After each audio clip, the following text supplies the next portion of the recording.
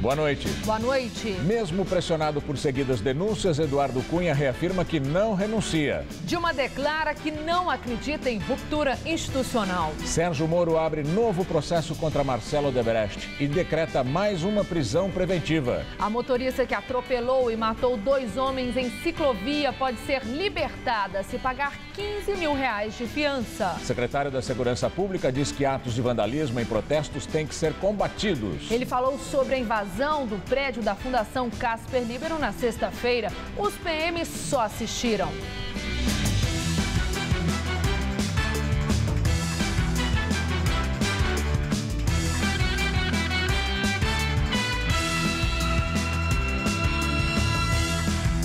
As 2 farmácias do governo do estado que oferecem de graça um tipo de leite em pó para crianças alérgicas à proteína do leite de vaca estão sem o produto há mais de um mês.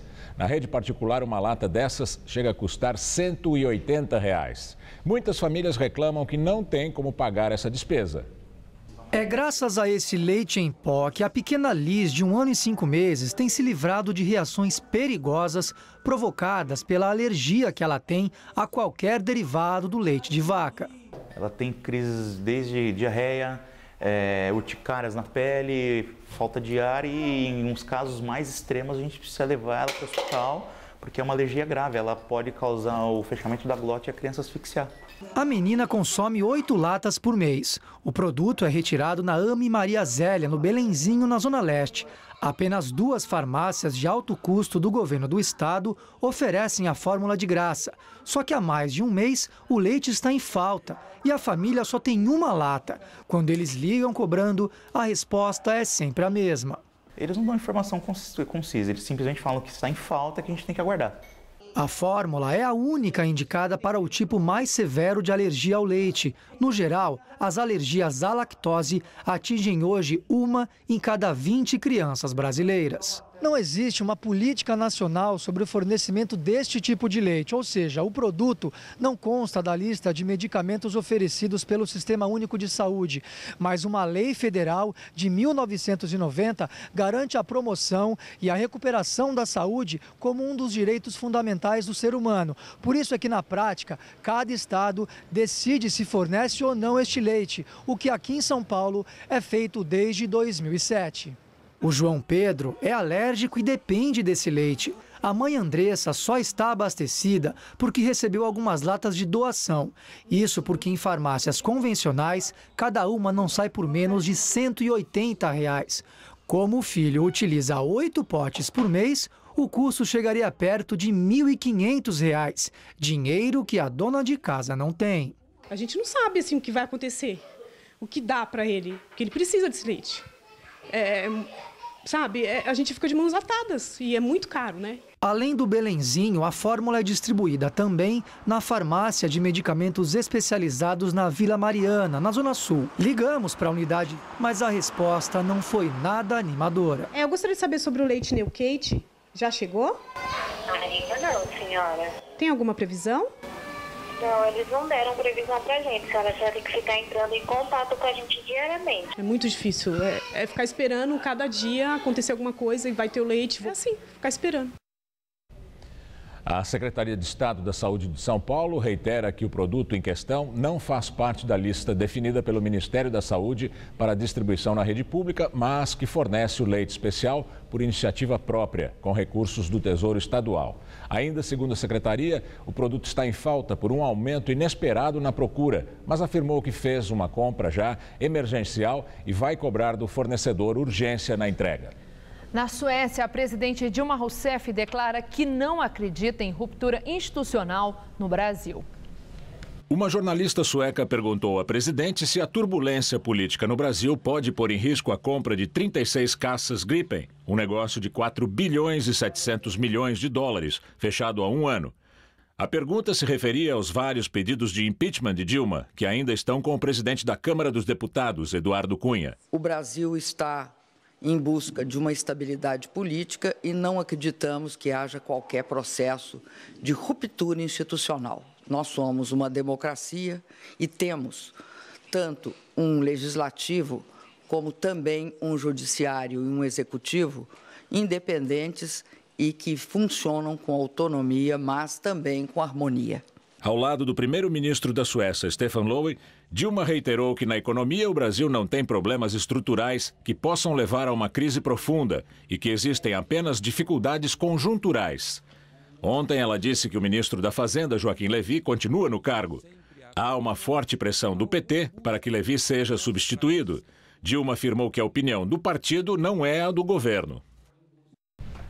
O presidente do PT, Rui Falcão, manteve as críticas feitas no fim de semana contra a política econômica do governo e afirmou que não se sentiu desautorizado pela fala da presidente Dilma Rousseff de que manteria o ministro Joaquim Levy no cargo. Rui Falcão também disse que a relação entre o partido e a presidente não está abalada.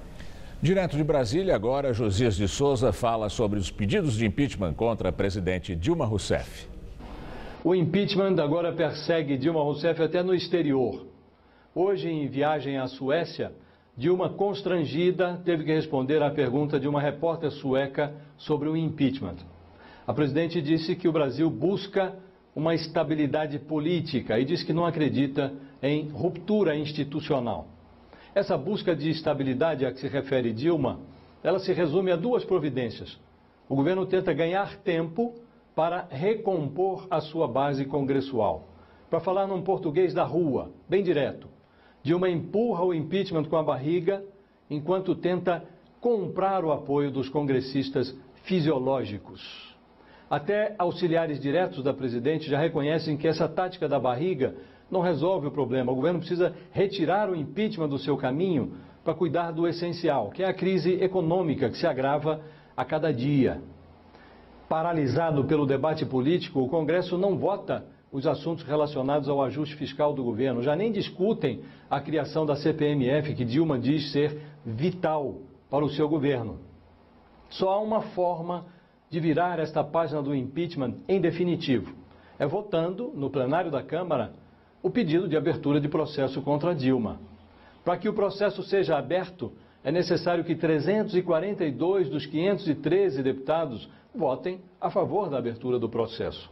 Se Dilma tiver no plenário da Câmara 172 votos a seu favor, esse assunto está liquidado. O impeachment vai para o arquivo e o governo vai cuidar da sua vida. Hoje integram a coligação governista no papel 12 partidos políticos. Juntos, esses partidos somam 329 votos. Ora, se Dilma não tiver o apoio de 172 deputados no plenário da Câmara, aí talvez seja melhor realmente a presidente renunciar e colocar uma tabuleta no Palácio do Planalto. O último a sair rouba a luz. Boa noite. O juiz Sérgio Moro, da Operação Lava Jato, aceita mais uma denúncia contra Marcelo Odebrecht e decreta uma nova prisão preventiva do empreiteiro. Além do presidente da Odebrecht, tornaram-se réus outros 3 executivos ligados à empresa. E ainda Renato Duque, Pedro Barusco, ex-dirigentes da área de serviços da Petrobras ligados ao PT. Odebrecht e os 3 executivos são acusados de pagar 137 milhões de reais em propinas, em 8 contratos da Petrobras entre 2004 e 2011. Os 6 réus já respondem a outras ações penais na Justiça Federal do Paraná. Duque e Barusco já foram até condenados em processos da Lava Jato. Odebrecht e os executivos estão presos desde o dia 19 de junho. Ao decretar nova prisão preventiva dos 4, Sérgio Moro afirmou que eles devem continuar presos por oferecerem riscos às investigações. Em outra decisão, o juiz Sérgio Moro revogou a prisão preventiva de César Rocha, executivo ligado ao Odebrecht. Segundo o despacho, a decisão é uma extensão do benefício já concedido a um executivo da empresa, Alexandrino Alencar, após liminar do ministro do Supremo Tribunal Federal, Teori Zavascki. Alencar, que estava no complexo penitenciário de Pinhais, na região metropolitana de Curitiba, foi solto na sexta-feira. César Rocha deve comparecer mensalmente à Justiça e está proibido de manter contato com os outros investigados. Ele também não pode deixar o Brasil. Mesmo com o acúmulo de evidências que o incriminam, o presidente da Câmara dos Deputados, Eduardo Cunha, do PMDB, mantém o discurso de que não vai renunciar ao cargo. Cunha disse que se sente em condições de continuar na presidência da Câmara. É importante deixar claro o seguinte, eu fui eleito para casa. Aqui só cabe uma maneira de eu sair, renunciar, e eu não vou renunciar. E Então, aqueles que acham que pode contar com a minha renúncia, esqueçam, eu não vou renunciar. Não tem articulação, ninguém nem me procurou para falar disso. Todas essas matérias que estão colocadas, que fulano procurou, fulano veio falar, que está discutindo, não tem plano A, B, o C, o D, o E, não tem plano nenhum. Então, qualquer discussão, especulação que está sendo feita é pura perda de tempo, porque não vai acontecer absolutamente nada, vai continuar exatamente do jeito que está. Cunha negou estar isolado politicamente. Na entrevista coletiva, respondeu à fala da presidente Dilma Rousseff na Suécia. Ela comentou as provas da existência de contas secretas de Cunha na Suíça e disse lamentar que seja um brasileiro. Eu lamento que seja com um governo brasileiro o maior escândalo de corrupção no mundo. A CPI da Petrobras na Câmara dos Deputados deve terminar sem pedir indiciamentos. Depois de 8 meses de investigação, o relatório do deputado Luiz Sérgio, do PT, não deve pedir o indiciamento de nenhum político acusado de participar do esquema de corrupção na Petrobras. No Supremo Tribunal Federal e no Superior Tribunal de Justiça estão sendo investigados cerca de 50 políticos, entre governadores, ministros, deputados e senadores. Mas na CPI, dominada pelo PMDB e pela oposição, o único parlamentar ouvido foi o presidente da Câmara dos Deputados, Eduardo Cunha, que falou espontaneamente. Ele negou o envolvimento no esquema de corrupção da estatal e também a existência de contas secretas no exterior. Recentemente, porém, foram apresentadas provas de que ele tem sim contas secretas na Suíça. Para o deputado Ivan Valente, do PSOL, houve uma blindagem à Cunha na CPI, num acordo do PMDB com o PSDB e o PT. O relator da comissão disse que desde o começo deixou claro que estava excluindo todos os políticos, porque já existe um foro adequado para isso. Luiz Sérgio disse que o parecer vai trazer sugestões de aprimoramento à estatal. A transposição da água da Billings para o sistema Alto Tietê é considerada uma solução para a crise hídrica. Mas a obra, que foi inaugurada pelo governo do estado no mês passado, é questionada pela Prefeitura de Ribeirão Pires. O secretário municipal de Meio Ambiente de Ribeirão Pires pediu o embargo da obra até que a Sabesp apresente um estudo com os impactos causados ao meio ambiente e aos moradores. Já era previsto que ia ter problemas. E agora, com os testes que eles fizeram, há 2 semanas atrás, nós vimos que com 1 metro cúbico de água, o volume de água é grande. Praticamente nós previmos o quê? Que houve um assoreamento do rio. Logo no começo, foi constatado inundações em empresas e casas. Tá? Algumas casas que estão no percurso do rio, o desassoreamento foi tanto que a Defesa Civil teve que interditar 3 casas. A preocupação é com as casas no entorno. Trecho em que a água da Billings não passa por tubulações. Chega a céu aberto ao córrego Taiaçupeba Mirim. Eles não fizeram como estava previsto fazer no projeto, que era passar por tubulação. E jogaram por gravidade mesmo a água e acabou causando alguns soreamentos em alguns pontos. E isso gera risco de inundação, de enchente, que aqui já é uma área propícia a enchentes na época de chuva normalmente. O memorial descritivo deles aí teria que ter a tubulação, né, que veio lá de Rio Grande, passar aqui pelos fundos dos quintais das casas aqui e seguir. A transposição das águas da represa Billings para o sistema Alto Tietê é considerada pelo governo a principal obra emergencial para enfrentar o período de crise hídrica. Ela foi inaugurada pelo governador Geraldo Alckmin no dia 30 de setembro e, após 2 semanas de funcionamento, foi paralisada. Os tubos levam a água do reservatório Rio Grande, um braço da represa Billings, ao reservatório Taiaçupeba, em Suzano, no extremo leste da região metropolitana. São 10 quilômetros de tubos que vão bombear 4.000 litros de água por segundo. A água será tratada e vai abastecer todo o município de São Caetano do Sul, 70% de Guarulhos, cidades que compram água da Sabesp, e bairros das zonas norte e leste da capital, como Moca, Tatuapé, Vila Guilherme e Vila Maria, áreas originalmente atendidas pelo sistema Cantareira. Seu Eli também espera que o bairro não seja atingido pela água. Segundo ele, o Jardim Lusitano já enfrenta há anos problemas com enchentes, como mostram essas fotos tiradas pelos moradores. É 24 horas. Aí você está dormindo, a água está passando para lá, vai indo embora, vai comendo por debaixo das laterais e vai desbarrancando, né?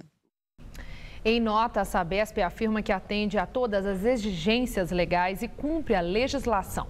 Ainda de acordo com o texto, as obras do plano de emergência, como a ligação Rio Grande-Itaiaçupeba, foram autorizadas pelo órgão ambiental, a CETESB.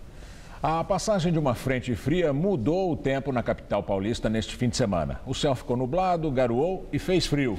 Mas hoje o sol voltou e a tendência é de que esquente durante a semana. Vamos à previsão. A terça-feira será de tempo aberto com sol forte e calor em toda a área amarela do mapa. Mas em boa parte da região norte, assim como do Mato Grosso, o ar abafado provoca pancadas de chuva, principalmente à tarde. O tempo fica instável e pode chover também no oeste de Mato Grosso do Sul. Previsão de chuva fraca no litoral entre Sergipe e Alagoas e também no sul de Minas. Já na região sul, volta a chover forte no Rio Grande do Sul. Nas demais áreas, pancadas isoladas à tarde. Máximas amanhã de 34 graus em Belém, 31 em Salvador e 27 graus em Florianópolis. Em São Paulo, o tempo fica firme em todo o estado, com céu aberto e sol forte. A chuva só é esperada de forma isolada para o norte do Vale do Paraíba. O calor continua amanhã, com máxima de 35 graus em Marília. Na faixa central paulista, máximas de 37 graus em São José do Rio Preto e de 36 em Bauru. E na faixa leste, máximas de 35 graus em Campinas e de 34 em Sorocaba.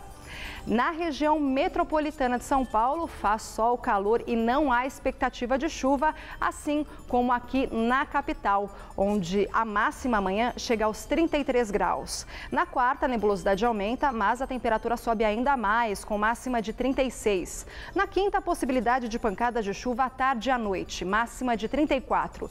E na sexta, período de céu nublado com chuva a qualquer hora. A máxima não deve passar de 26 graus. A administradora de empresas que estava bêbada e atropelou e matou 2 operários na madrugada de domingo pode ser solta se pagar R$15 mil de fiança. O valor foi decretado pela Justiça esta tarde. Ela deve continuar presa se não efetuar o... Era de madrugada, por volta de 1h30 da manhã de domingo, quando Juliana Cristina Silva, de 28 anos, atropelou 2 funcionários que pintavam uma ciclofaixa na zona norte de São Paulo. Segundo o boletim de ocorrência, ela fugiu do local, mas foi abordada logo depois e no teste do bafômetro ficou constatado que ela tinha bebido 3 vezes mais que o permitido por lei.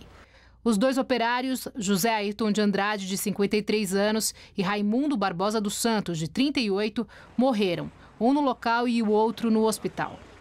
Juliana deve responder por duplo homicídio culposo quando não há intenção de matar e também por ter fugido do local sem prestar socorro. Ela foi autuada por duplo homicídio culposo, qualificado, porque no teste do etilômetro que ela fez constou que ela estava embriagada. Ela pode pegar de 2 a 4 anos de reclusão. O fato também de ter se evadido do local, isso pode acarretar um aumento de pena a ela. Na porta da delegacia, familiares das vítimas pediram justiça. Todo mundo revoltado. O que ela fez? Tirou 2 vidas de 2 pais, 2 chefes de família.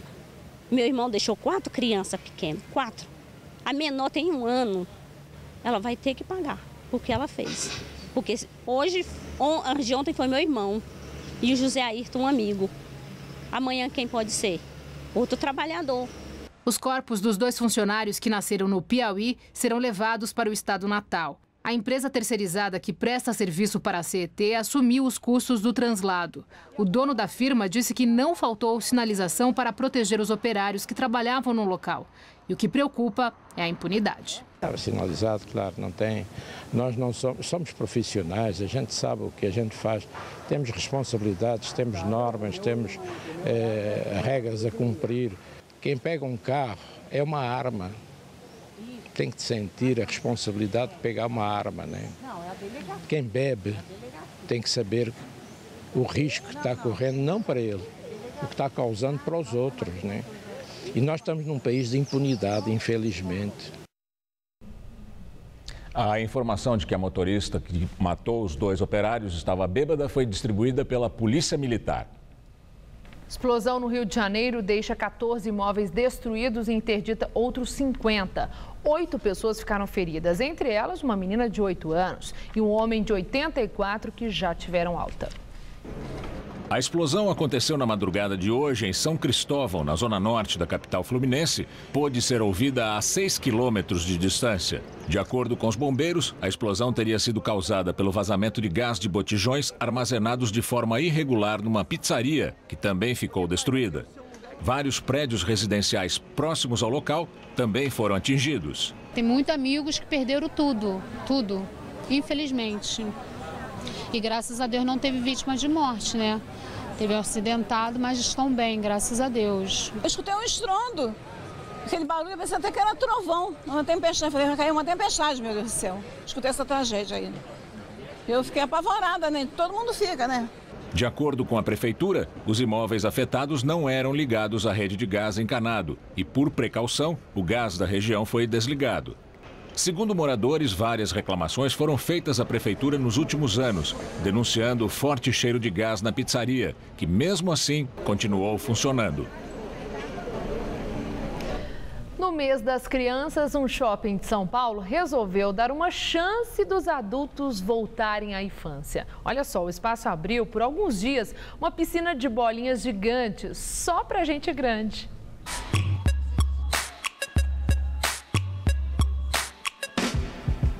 Não precisa se vestir assim a caráter, com máscara de mergulho e tudo, não. Mas aviso aos navegantes nessa brincadeira, tem uma exigência assim. Só pode entrar adulto. Só que para valer a pena, precisa se entregar nesse propósito mesmo, se soltar. A ideia de abrir essa piscina de bolinha para adultos e só para adultos em determinados dias mexeu com a decoração, que ganhou um quê de balada. Gelo seco, DJ, luzes e refletores especiais. Quem nunca teve vontade de invadir a piscina de bolinha numa festa infantil?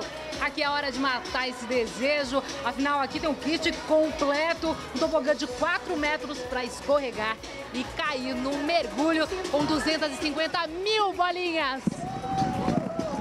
Eu achei muito divertido. É gostoso porque é diferente, né? A balada a gente tá acostumada, mas as coisas de criança a gente sente falta também. Você é daquelas pessoas que quando vai numa festa de criança fica olhando pra piscina de bolinha? Sim, poder ter uma criança pra poder entrar junto, né? Mas a agitação frustrou o Gabriel, de 1 ano e meio, que queria brincar com as bolinhas. Vamos embora, filho? Vamos? Vai ter que... Não quer? Vai ter que ir embora. Onde você quer ir? Na bolinha ali? Não pode hoje. Neste shopping da zona leste de São Paulo, durante o dia, a piscina fica aberta para as crianças, mas a história inverte às 9 da noite. E por 3 horas, só quem tem mais de 16 anos ou a partir de 12 anos acompanhado do responsável pode entrar. E a felicidade dos adultos atiçou ainda mais os pequenos, que ficaram só babando do lado de fora. Tá divertido ou preferia mesmo estar aqui dentro? Preferia estar aí dentro. Mas quem entrou aproveitou, para criança nenhuma botar defeito. É uma experiência, muito tempo que eu ando numa pista de bolinha, quando eu vi isso aqui eu falei, meu, a gente tem que ir, é agora. E a Dulce, que sempre quis um mergulho desses, tirou um monte de foto, para nunca mais esquecer. Na nossa época não tinha um brinquedo desse, a gente se realiza através dos filhos. Agora uma oportunidade dessa, eu vim de Suzano, não podia deixar passar.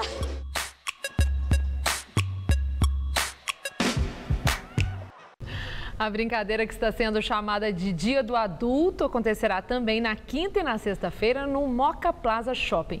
Os ingressos custam entre R$15 e R$30. Ontem foi a primeira vez que a Avenida Paulista foi fechada oficialmente para veículos a motor, mesmo com o parecer contrário do Ministério Público. Mas a medida ainda gera polêmica. Se para os frequentadores o local se torna uma verdadeira área de lazer a céu aberto, alguns moradores e comerciantes ainda reclamam do transtorno. Um dia nublado e frio, mas isso não impediu que a Avenida Paulista recebesse os visitantes. Agora é oficial. Por determinação da Prefeitura, a via ficará fechada para veículos das 9 da manhã até às 5 da tarde, todos os domingos. Motivo de comemoração para alguns, mas de indignação para outros. Por causa dos bloqueios, Carlos não conseguia entrar com o carro na garagem do prédio onde mora. Daqui a pouco a gente não vai nem conseguir entrar, nem conseguir sair por conta desse fechamento na Paulista. O trânsito nas ruas por onde os veículos foram desviados ficou bem complicado. A Rua da Consolação estava congestionada em pleno domingo. E olha só a confusão na Alameda Santos. 24 linhas de ônibus tiveram os itinerários alterados.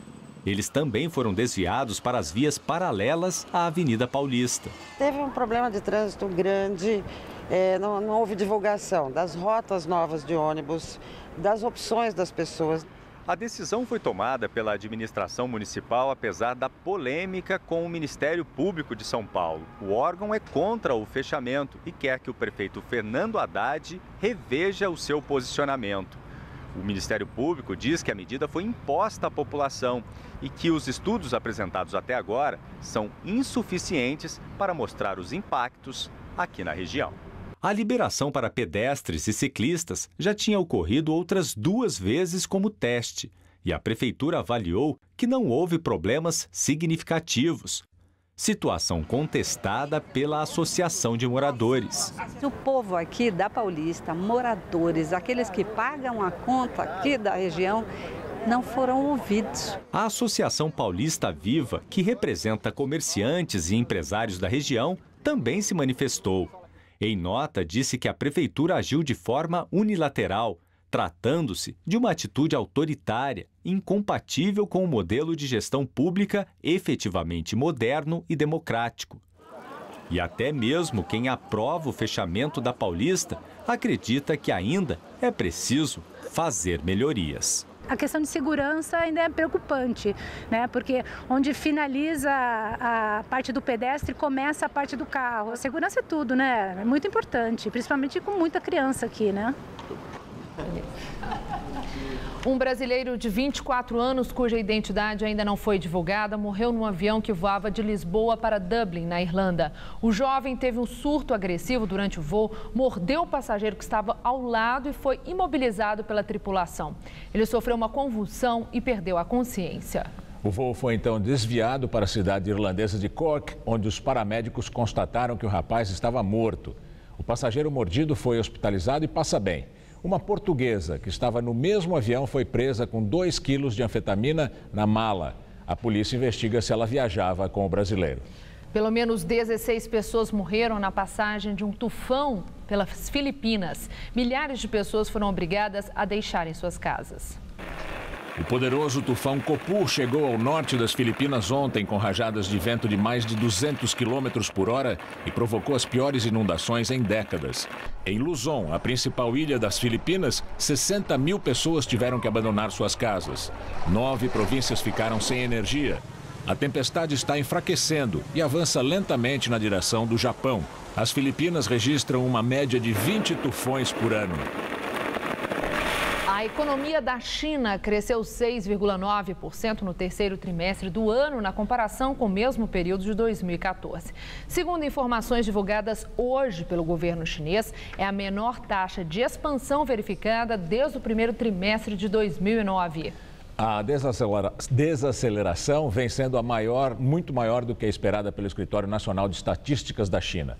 O desempenho revela que as medidas de estímulo adotadas pelo governo chinês nos últimos meses ainda não surtiram efeito na economia do país. O mercado financeiro continua pessimista em relação aos números da economia. De acordo com o boletim Focus, feito pelo Banco Central com analistas de mais de 100 instituições financeiras, a retração do PIB este ano será de 3%.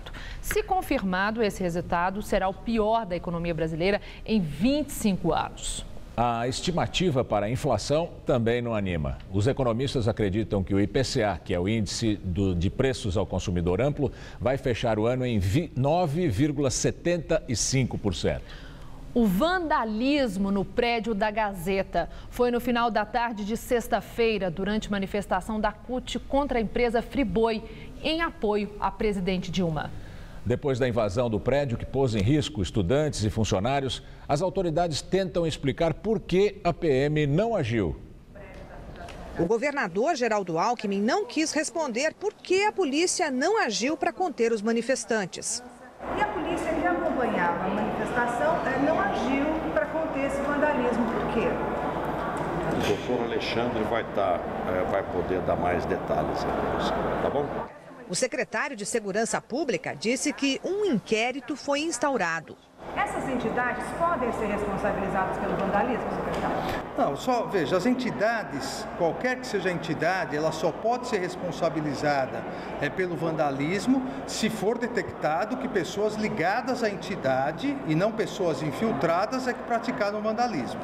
Na sexta-feira, durante um protesto na Avenida Paulista, manifestantes invadiram o prédio da Fundação Casper Líbero, jogaram tinta vermelha nas escadarias e picharam as laterais do prédio. A ação colocou em risco alunos e funcionários. Algumas pessoas atiraram objetos contra o edifício. A manifestação a favor da Petrobras e do governo Dilma foi organizada pelo MST e pela CUT.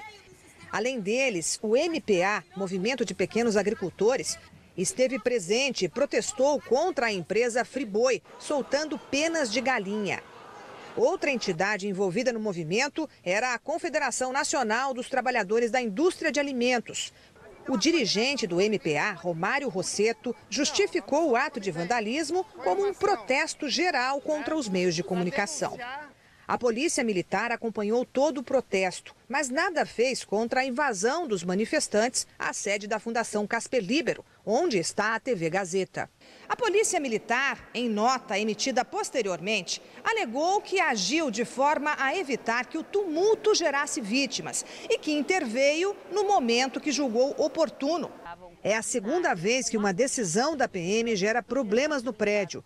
Na noite do dia 13 de junho de 2013, uma quinta-feira, durante um protesto contra o aumento das tarifas do transporte público, policiais do Batalhão de Choque, posicionados em frente ao prédio da Fundação Casper Líbero, simplesmente atiraram bombas de gás lacrimogênio nas escadarias de acesso ao saguão do edifício, onde estavam nossos apresentadores do telejornal, transmitindo ao vivo. Na sexta-feira, depois que a confusão terminou, uma manifestante foi detida, a estudante Tayana Mara Dojenski Fiel, de 25 anos. No termo circunstanciado, que foi feito às 7h23 da noite, no resumo da versão, a policial que apresentou a ocorrência afirma que só após os seguranças do prédio da fundação avisarem a polícia sobre a manifestante é que ela foi localizada e apreendida. O que facilitou a identificação foram as características físicas dela, que usava dreads no cabelo. Para chegar até Tayana, a equipe de segurança da Fundação Casper Líbero insistiu para mostrar aos policiais as imagens feitas pelas câmeras de segurança do prédio. Na gravação, a manifestante aparece com um balde e despeja tinta vermelha nas escadarias. Depois, a jovem se encontra com outros manifestantes e se descaracteriza. Tira o chapéu de palha, troca de roupa e lava as mãos e o rosto. Tayana foi liberada, mas vai responder por crime contra o meio ambiente. Mas ninguém foi preso ou identificado. A Fundação Casper Líbero estuda tomar providências judiciais para responsabilizar os autores do vandalismo. Nós estamos aqui chocados com essa situação. Eles invadiram o prédio, nos pegaram de surpresa, isso é um patrimônio da cidade, picharam todo aqui, a nossa segurança, junto com a segurança da escola, não teve condição de conter estrago muito grande. E o prejuízo para o patrimônio da fundação é muito grande também. Porque pichar o patrimônio, isso não é digno de uma passeata, de uma reivindicação. O secretário da Segurança justificou o comportamento da Polícia Militar, mas fatos não podem ser negados. O que aconteceu na sexta-feira é que alunos da Faculdade Casper Líbero e de outras escolas, centenas deles menores, correram risco neste prédio. A PM afirma já há algum tempo que sua filosofia é ser uma polícia que defende o cidadão. No caso do prédio da Fundação Casper Líbero, ela falhou feio. Nos Balcãs, milhares de imigrantes estão debaixo de chuva e com frio. A Croácia decidiu liberar a passagem dos refugiados por seu território. A aproximação do inverno castiga milhares de refugiados que não param de chegar ao continente pelo mar. Eles passaram a noite ao relento. O fechamento das fronteiras da Hungria na sexta-feira obrigou os imigrantes a contornar o país e provocou um efeito dominó. A Agência da ONU para Refugiados compara a situação a um grande rio de pessoas. Se parar o fluxo, há enchentes em algum lugar. A Eslovênia não conseguiu lidar com a multidão e impôs limite diário de 2.500 pessoas. Mais de 10 mil imigrantes estão travados na fronteira da Sérvia com a Croácia. Diante da situação caótica, o governo croata anunciou hoje que vai permitir a passagem por seu território. A Áustria, que é o próximo destino, negou rumores de que teria limitado sua cota. A maioria quer ir para a Alemanha, que ainda está acolhendo todos os que chegam. E agora as notícias do esporte com Rodolfo Gamberini e Celso Cardoso. O Corinthians agora tem 8 pontos de vantagem sobre o vice-líder Atlético Mineiro e está cada vez mais perto do título. O Palmeiras, o Santos e a Ponte Preta também venceram. Só o São Paulo tropeçou mais uma vez, hein, Celso? Pois é, Gamberini. O São Paulo conseguiu um empate com o Vasco no Morumbi, no apagar das luzes, em jogo de arbitragem polêmica, aqueles pênaltis inventados. E como você disse, rodada muito boa para palmeirenses, santistas e ponte-pretanos que estão na luta por um lugar no G4 e, consequentemente, por vaga na próxima Libertadores da América. Já o Corinthians está um degrau acima e prestes a comemorar título de campeão brasileiro. Ainda faltam 7 rodadas, mas a taça está cada vez mais perto. O líder Corinthians fez mais uma vítima. Logo no começo do jogo, após cobrança de escanteio de Jadson, Gil desviou e Renato Augusto abriu o marcador de cabeça. Aos 28, o mesmo Renato Augusto deu um ótimo passe para Wagner Love, que bateu cruzado com categoria 2-0 Corinthians. Ainda na primeira etapa, Renato Augusto, em tarde inspirada, recuperou a bola no meio, tocou para Elias e recebeu dentro da área para fazer o terceiro. Aos 10 do segundo tempo, o Atlético Paranaense diminuiu com Bruno Mota. 6 minutos depois, o Corinthians fez mais um. Jadson cobrou falta na área e Wagner Love completou de cabeça. Final em Curitiba, Atlético Paranaense 1, Corinthians 4. No Morumbi, o São Paulo fez 1-0 contra o Vasco com o Luiz Fabiano, que se aproveitou da falha do zagueiro Rodrigo. No final do primeiro tempo, o árbitro entendeu que Matheus Reis pôs a mão na bola de propósito, marcou pênalti e expulsou o atleta são paulino. Nenê cobrou e empatou. No segundo tempo, o zagueiro Rodrigo se redimiu e de cabeça virou para os vascaínos, 2-1. Já no final do jogo, Rodrigo Caio apareceu livre para dar números finais ao placar. São Paulo 2, Vasco da Gama também 2. Na Vila Belmiro, o Santos garantiu a vitória no primeiro tempo. Após cruzamento de Daniel Guedes, o Wesley cabeceou bonito para abrir o placar. 3 minutos depois, o zagueiro Fred vacilou feio e o artilheiro do campeonato, Ricardo Oliveira, não desperdiçou, 2-0 Santos. O terceiro foi um belíssimo gol. Lucas Lima lançou, Marquinhos Gabriel ajeitou de letra e Ricardo Oliveira soltou a bomba de pé esquerdo para fazer o segundo dele na partida.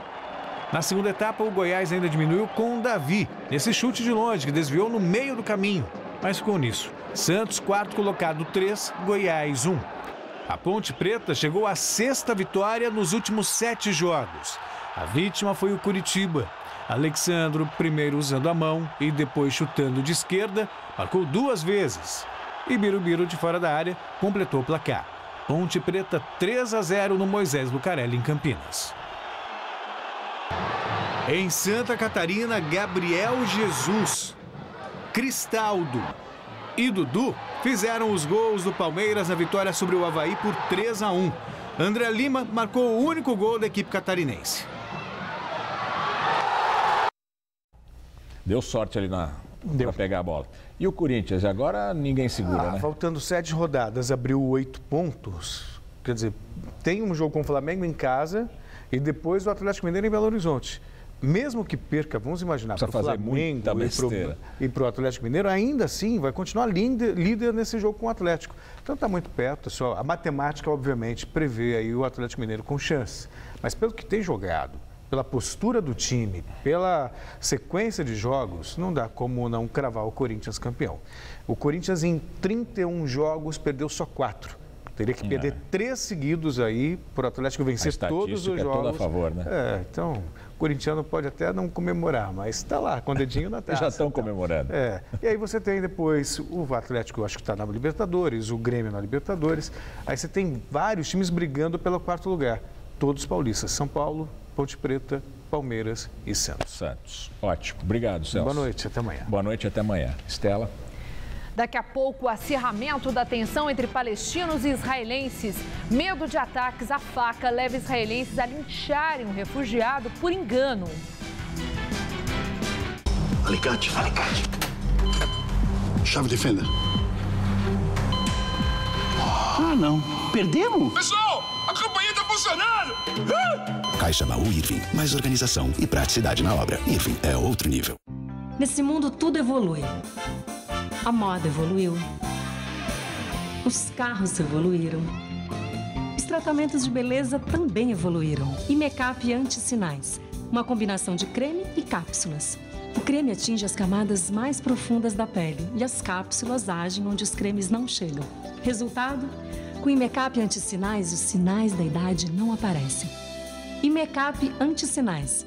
A evolução no tratamento de beleza. Olhando assim, parece um simples cartão, mas na mão de 14 milhões de famílias, ele ajudou o Brasil a avançar e sair do mapa mundial da fome. E sabe o que mais ele está fazendo? Salvando vidas.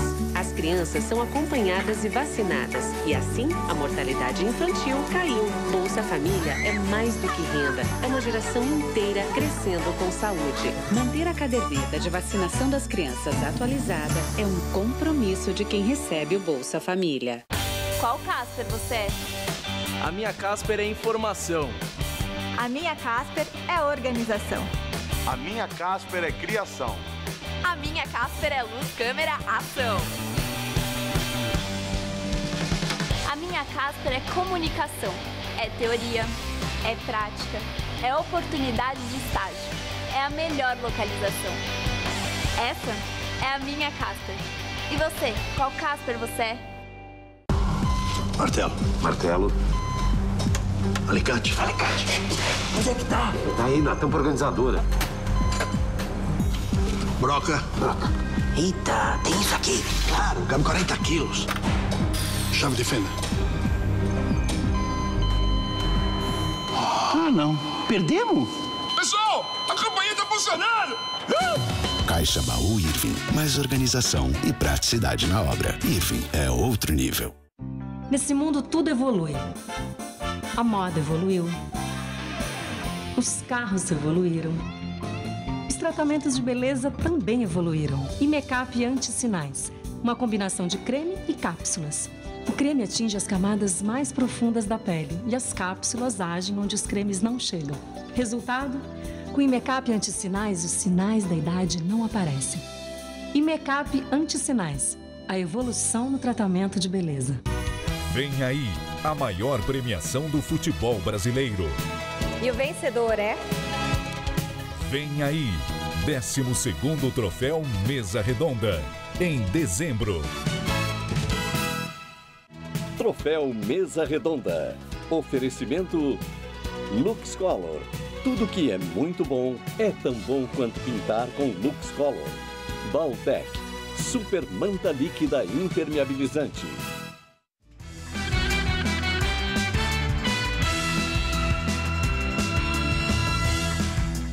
O presidente da Câmara dos Deputados, Eduardo Cunha, recorreu de 3 decisões do Supremo Tribunal Federal que suspenderam o rito definido por ele para os pedidos de impeachment da presidente Dilma Rousseff. Segundo Cunha, caso algum pedido fosse rejeitado por ele, a oposição poderia recorrer ao plenário, que decidiria por maioria simples. O governo quer decisão por maioria qualificada, de 2/3. A palavra final fica agora com o plenário do Supremo.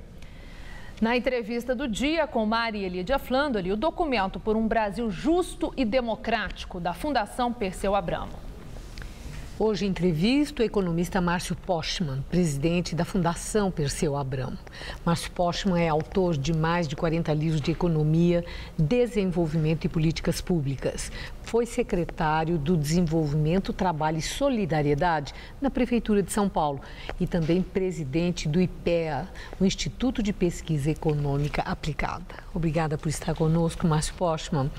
Bom, esse documento elaborado na Fundação Perseu Abramo deu o que falar. É resultado de um estudo que mais de 100...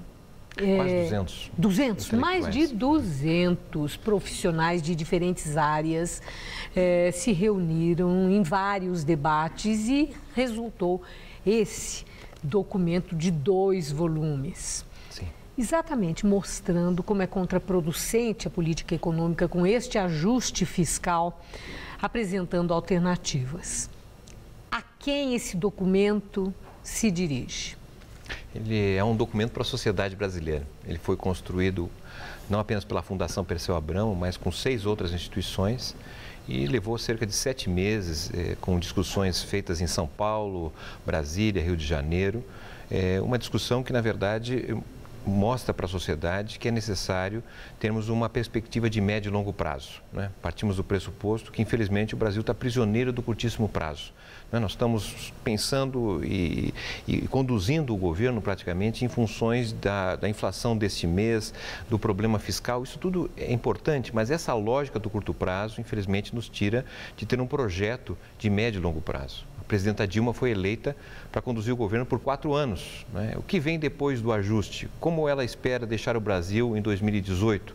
Essas questões de médio e longo prazo foram ali tratadas e tem um horizonte para o Brasil. O Brasil está diante de oportunidades muito grandes e ele tem que olhar para uma maneira mais ampla do que ficar prisioneiro desse curtíssimo prazo. Agora, não deixa de ser surpreendente que vocês, né, nesse estudo, mostram que aquilo que a presidente diz, vocês falam exatamente o contrário. Ela quer sim o ajuste fiscal.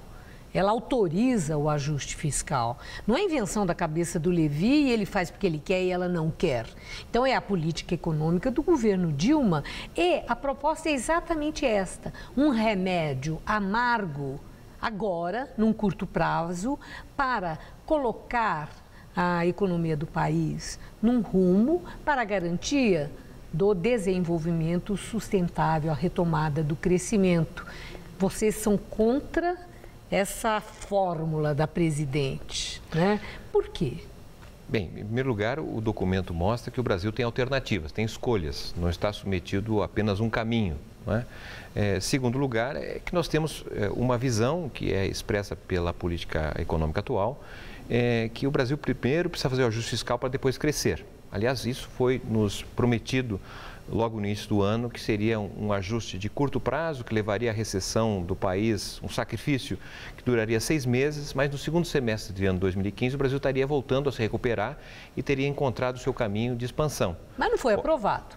Pois é, então, nós estamos agora reavaliando e considerando que essa promessa não se cumpriu. Na verdade, nós fizemos um esforço muito grande, a economia vai ter uma queda de 3%, é a maior recessão desde 1990.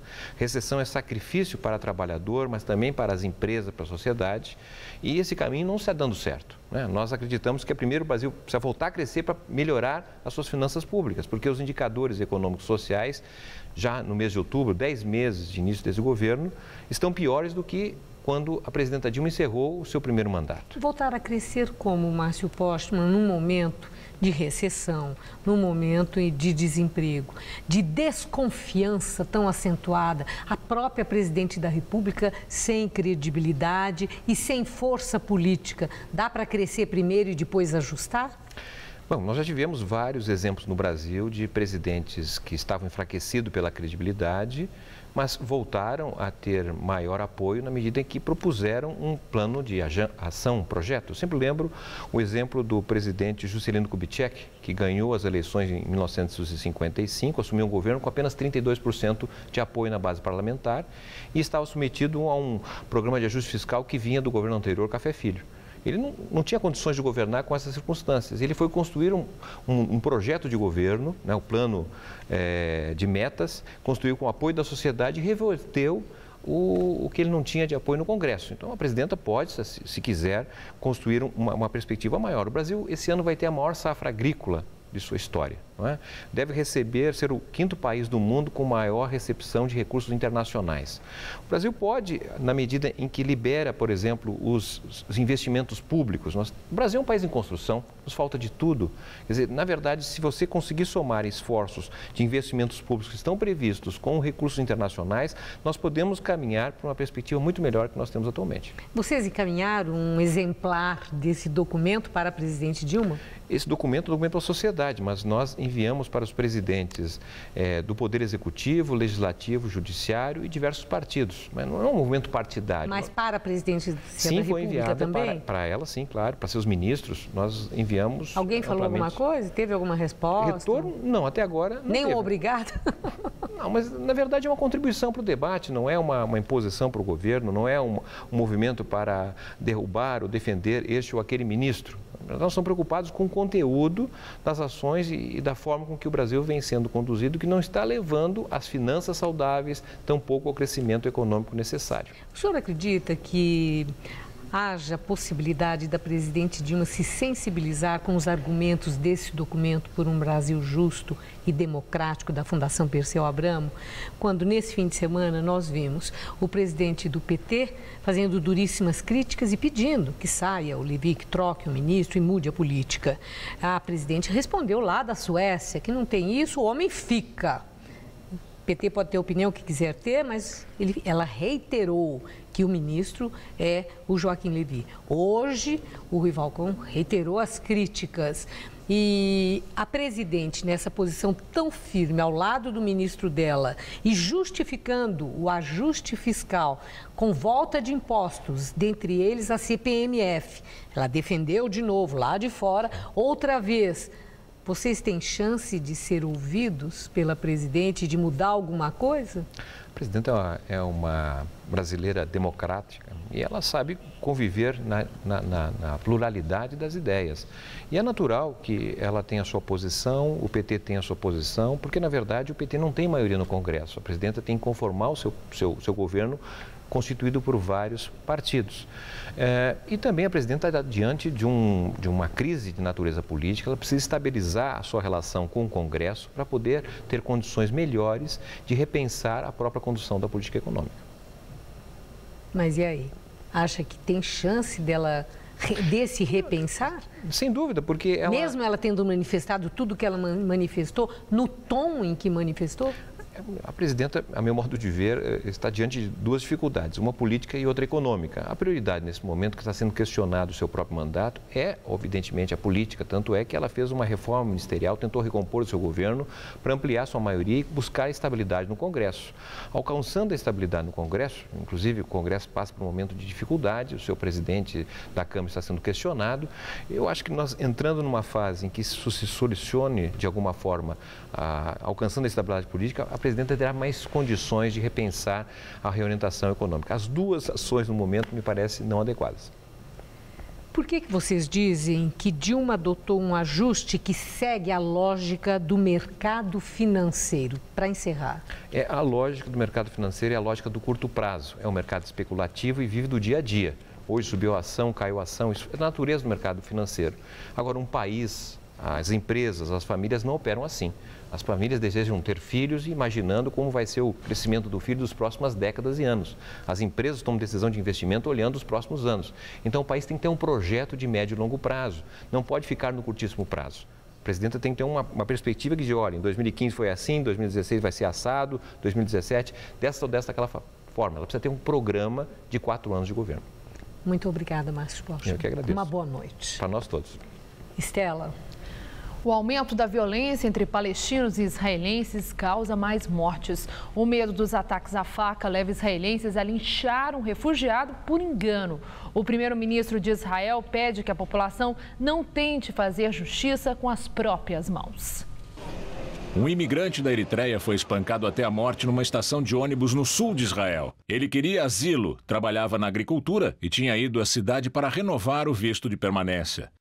O eritreu estava na estação quando um árabe israelense matou a tiros um soldado, roubou a arma do militar e feriu 11 pessoas até ser morto por seguranças.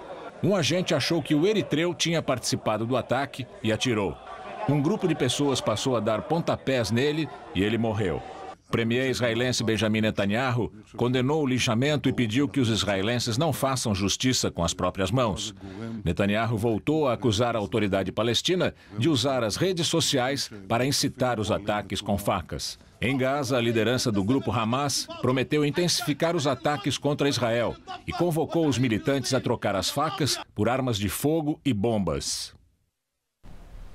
E o Jornal da Gazeta fica por aqui. Essas foram as principais notícias de hoje. Mesmo pressionado por seguidas denúncias, Eduardo Cunha reafirma que não renuncia. Dilma declara que não acredita em ruptura institucional. Sérgio Moro abre novo processo contra Marcelo Odebrecht e decreta mais uma prisão preventiva. Secretário da Segurança Pública diz que atos de vandalismo em protestos têm que ser combatidos. Ele falou sobre a invasão do prédio da Fundação Casper Libero na sexta-feira. Os PMs só assistiram. A edição de hoje pode ser vista no site do Jornal da Gazeta. Outras notícias na edição das 10. Boa noite. Nós voltaremos amanhã às 19 horas. Uma excelente noite para você. Até lá.